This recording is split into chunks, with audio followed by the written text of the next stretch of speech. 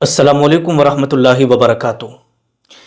ईद उल अज़हा की नमाज का आसान तरीका मैं आपको बताने के लिए जा रहा हूँ कि ईद उल अज़हा की नमाज़ पढ़ने के लिए जब आप जाएंगे ईदगाह में या बहुत सारी जगहों पर मस्जिद में होती है, तो उसकी नीयत आप कैसे करेंगे, कितनी रकात होती है और कितनी ज़ायद तकबीरें उसमें की जाती हैं, तो नियत कैसे करेंगे और किस तरीके से हमें नमाज पढ़ना है, किस तरीके से हमें तकबीरें कहना है, कितनी तकबीरें ज़ायद होती हैं और किन लोगों पर ये ईद की नमाज वाजिब होती है, वो सारी चीज़ें आपको मैं डिटेल के साथ इस वीडियो के अंदर आपको बताने के लिए जा रहा हूँ। बहुत ही आसान तरीका, आप समझ लेंगे।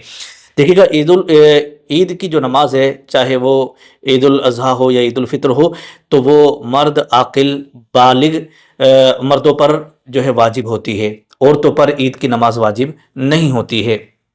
तो अब आइएगा, सबसे पहले मैं आपको ये बता दूं कि नियत आपको किस तरीके से करना है।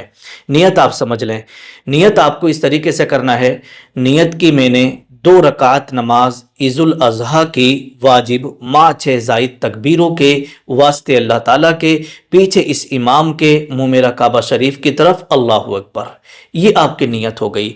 अब यहाँ पर एक बात मैं आपको और बता दूं, आप कहेंगे हजरत हमसे ये सब चीज़ें तो कहनी नहीं आएंगी, तो उनके लिए मैं बता देता हूं कि दिल के पक्के इरादे का नाम क्या है? नियत है। दिल के इरादे का नाम ही नियत है, लेकिन ज़बान से कहना ये मुस्तहब है। अगर आप ज़बान से कह लेंगे तो अच्छा है, और अगर आपने ज़बान से नहीं कहा और दिल में इरादा कर लिया तो समझो आपकी नियत हो जाएगी, इसमें घबराने की कोई बात नहीं है। अब आपने नियत कर ली, नियत जिस तरीके से आपने की, नियत की मैंने 2 रकात नमाज ईद उल अज़हा की वाजिब माँ 6 ज़ायद तकबीरों के वास्ते अल्लाह ताला के, पीछे इस इमाम के, मुँह मेरा काबा शरीफ की तरफ, अल्लाहु अकबर। नियत बांध ली आपने, ठीक है। अब इमाम साहब भी सना पढ़ेंगे और मुक्तदी भी, यानी सुब्हानक अल्लाहुम्मा व बिहम्दिका व तबारक अस्मुका व तआला जद्दुका व ला इलाहा गैरुक। अब इसके बाद 3 तकबीरें ज़ायद और होंगी। सना पढ़ने के बाद इमाम साहब तकबीर कहेंगे अल्लाहु अकबर, तो आपको हाथों को छोड़ देना है, ठीक है। फिर दूसरी तकबीर कहेंगे अल्लाहु अकबर, कानों तक हाथों को उठाना है, छोड़ देना है। फिर इमाम साहब तीसरी तकबीर कहेंगे अल्लाहु अकबर, तो हाथों को बांध लेना है। अब उसके बाद इमाम साहब किरात करेंगे, यानी सूरह फातिहा पढ़ेंगे और उसके साथ कोई सूरत मिलाएंगे, ठीक है। जब सूरत मुकम्मल हो जाएगी तो आप इमाम साहब रुकू में जाएंगे और उसके बाद मामूल के मुताबिक 1 रकात पूरी करेंगे। जब दूसरी रकात के लिए खड़े होंगे इमाम साहब, तो फिर इमाम साहब मामूल के मुताबिक सूरह फातिहा पढ़ेंगे, दूसरी रकात में और कोई सूरत मिलाएंगे।